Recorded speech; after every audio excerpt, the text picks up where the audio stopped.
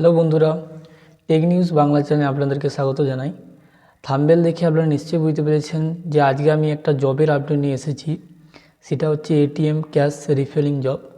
এই জবের ডেসক্রাইব কী criteria maintenance করতে হবে আপনাদেরকে, কী কোয়ালিফিকেশান লাগবে, স্যালারি কীরকম কী আছে, লোকেশন কোথায় কী হবে, সেই বিষয় নিয়ে আমি ডিটেলসে আপনাদের কাছে তুলে ধরবো। তাই ভিডিওটা শুরু করার আগে যারা চ্যানেলে নতুন, পাশের বেল ঘন্টিটি ক্লিক করুন এবং সাবস্ক্রাইব করুন, যাতে পরবর্তী ভিডিওর আপডেট আপনারা শীঘ্রই পেতে পারেন। এবং বেশি বেশি করে লাইক, কমেন্ট, শেয়ার করুন, যাতে উৎসাহিত হয়ে পরবর্তী জবের আপডেট আপনাদের কাছে নিয়ে আসতে পারি।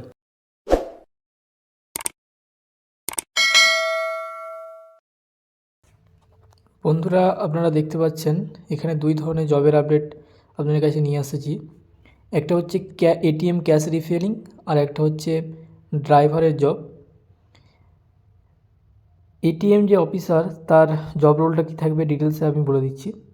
ব্যাংক বা কোম্পানি ভল্ট থেকে নগদ উত্তোলন করে কোম্পানি ভ্যানের মাধ্যমে টাকা জমা করে নিয়ে আসতে হবে। অর্থাৎ এক কথায় ব্যাংক থেকে নগদ টাকা উত্তোলন করে এটিএমে যে আমাদের যে বিভিন্ন এটিএম সেন্টারগুলো রয়েছে সেখানে জমা করে দেওয়া আসা।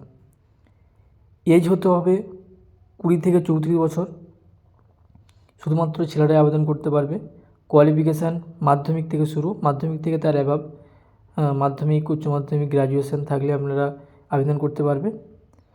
এবং জব লোকেশান প্রায় 50টা লোকেশানে, এখানে সারা ওয়েস্ট বেঙ্গল জুড়ে 50টা লোকেশানের মধ্যে জব ভ্যাকেন্সি ছেড়েছে। এখানে দেখতে পাচ্ছেন দিনহাটা, বীরপাড়া, আরামবাগ, বিভিন্ন 50টা লোকেশানে ভ্যাকেন্সি রয়েছে।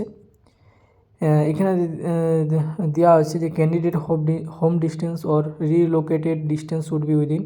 অর্থাৎ এখানে যে দেখিয়েছে যে লোকেশানগুলো রয়েছে সেই লোকেশানের 45 কিলোমিটারের মধ্যেই আপনাদের বাড়ি হতে হবে। এটিএম যে অফিসার, এটিএমে অফিসারের স্যালারি রেখেছে 12,000 টাকার মতো।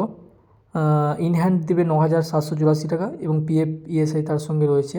ড্রাইভারের বেতন রেখেছে 14,000-এর মতো, তার সঙ্গে পিএফ ইএসআই অল অ্যাভেলেবল রয়েছে। 9 ঘন্টার মতো ডিউটি করতে হবে এবং ওভারটাইম করলে তাতে 26 টাকা ওভারটাইমে পার আওয়ার্সে আপনারা পাবেন। এবং ড্রাইভারের ক্ষেত্রে 55 টাকা ওভারটাইম করলে বেশি বাড়তি পাওয়া যাবে।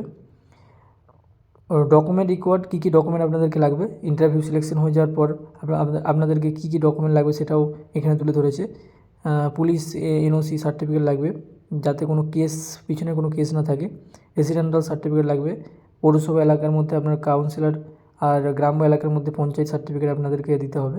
ক্যারেক্টার সার্টিফিকেট দিতে হবে ফ্রম নেইবার, অর্থাৎ or a grade government employee. আমি বলে দিচ্ছি, এ গ্রেড গভর্নমেন্ট এমপ্লয় বলতে যেটা এমবিবিএস, মানে এ ক্যাটাগরির যে গভর্নমেন্টের যে এমপ্লয় আছে তাদের কাছ থেকে দিতে হবে। যেমন এমবিবিএস ডাক্তার, কোনো প্রাইমারি স্কুলে, কোনো হাই স্কুলের সেরকম এমপ্লয়ের কাছ থেকে আপনাদের ক্যারেক্টার সার্টিফিকেট নিতে হবে। মেডিকেল ফিট সার্টিফিকেট নিতে হবে। ভ্যাকসিন সার্টিফিকেট, সেকেন্ড ডোজ যাতে কমপ্লিট হয়ে যায় সেই সার্টিফিকেটগুলো নিয়ে জমা করতে হবে। ব্যাঙ্ক অ্যাকাউন্ট স্যালারি দিতে হবে, ব্যাঙ্ক অ্যাকাউন্ট পাসবুক দিতে হবে। Post card size stand photo with parents, অর্থাৎ আপনার যে মেম্বার্স আছে পরিবারের মধ্যে সেই মেম্বার্সের পোস্ট কার্ড সাইজ ফটো আপনাদেরকে দিতে হবে। বায়োডাটা দিতে হবে, পাসপোর্ট সাইজ ফটো দিতে হবে 10 কপির মতো, Aadhaar card, PAN card, voter card এবং ক্লাস 10, 12, গ্র্যাজুয়েশন যেই কোয়ালিফিকেশান আপনারা দেবেন সেই কোয়ালিফিকেশানের সার্টিফিকেট লাগবে, মার্কশিট লাগবে।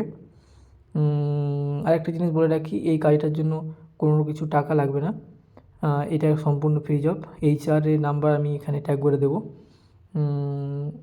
তাই পরিশেষে বলবো, এরকম নিত্য নতুন ভিডিও আপডেট পেতে আমার চ্যানেলটা সাবস্ক্রাইব করুন এবং পরবর্তী ভিডিও যাতে আপনারা শীঘ্রই পেতে পারেন। অসংখ্য ধন্যবাদ এরকম আমার সঙ্গে কিছু সময় কাটানোর জন্য। অসংখ্য ধন্যবাদ।